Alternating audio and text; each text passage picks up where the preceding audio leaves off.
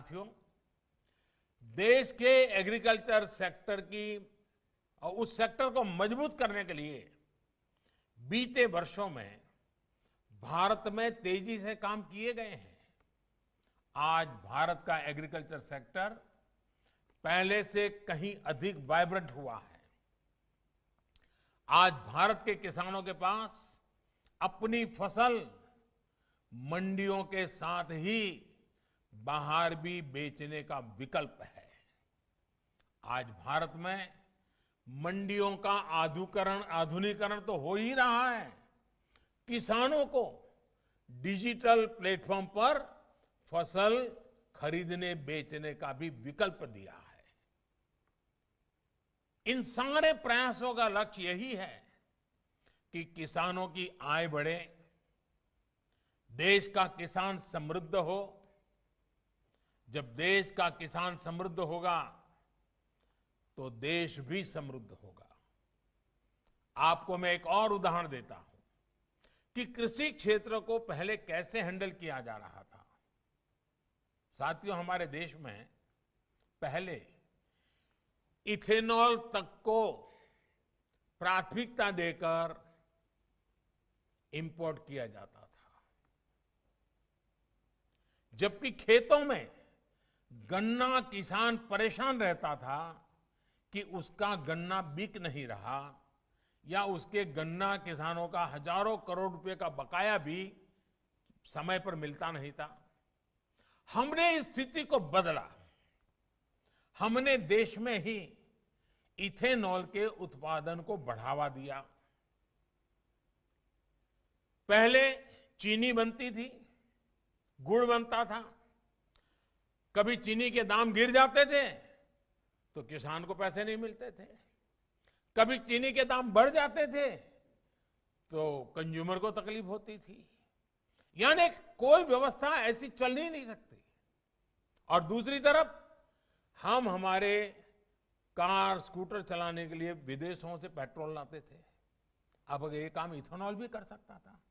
अब देश में पेट्रोल में 10% तक इथेनॉल की ब्लेंडिंग करने की तरफ बढ़ रहा है। सोचिए, इससे कितना बड़ा बदलाव आने वाला है। इससे गन्ना किसानों की आमदनी तो बढ़ेगी ही, रोजगार के भी नए अवसर मिलेंगे। साथियों, आज जब मैं उद्योग जगत के वरिष्ठ लोगों के बीच हूं तो इस बात को भी खुलकर कहूंगा कि जितना हमारे देश में एग्रीकल्चर पर प्राइवेट सेक्टर द्वारा निवेश किया जाना चाहिए था, दुर्भाग्य से उतना नहीं हुआ। इस सेक्टर को प्राइवेट सेक्टर द्वारा उतना एक्सप्लोर ही नहीं किया गया। हमारे यहां कोल्ड स्टोरेज की समस्याएं रही है। बिना प्राइवेट सेक्टर के सपोर्ट के सप्लाई चेन बहुत सीमित दायरे में काम करती रही है। फर्टिलाइजर की किल्लत होते आपने भी देखा है। इसका कितना इंपोर्ट भारत करता है, आप भी जानते हैं।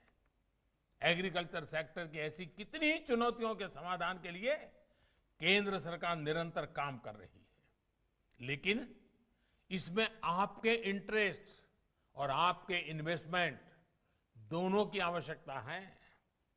मैं मानता हूं कि एग्रीकल्चर से जुड़ी कई कंपनियां अच्छा काम कर रही हैं, लेकिन सिर्फ उतना ही काफी नहीं है।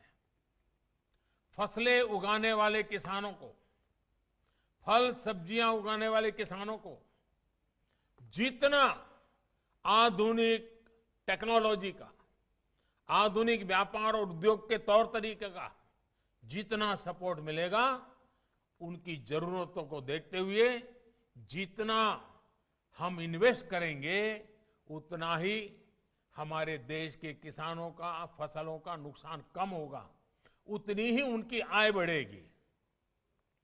आज ग्रामीण क्षेत्र में एग्रो बेस्ड इंडस्ट्री के लिए बहुत बड़ा स्कोप है। पहले की नीतियां जो भी रही हो, लेकिन आज की पॉलिसीज ग्रामीण कृषि आधारित अर्थव्यवस्था विकसित करने के लिए बहुत अनुकूल है। नीति से और नियत से सरकार पूरी तरह किसानों का हित करने के लिए प्रतिबद्ध है।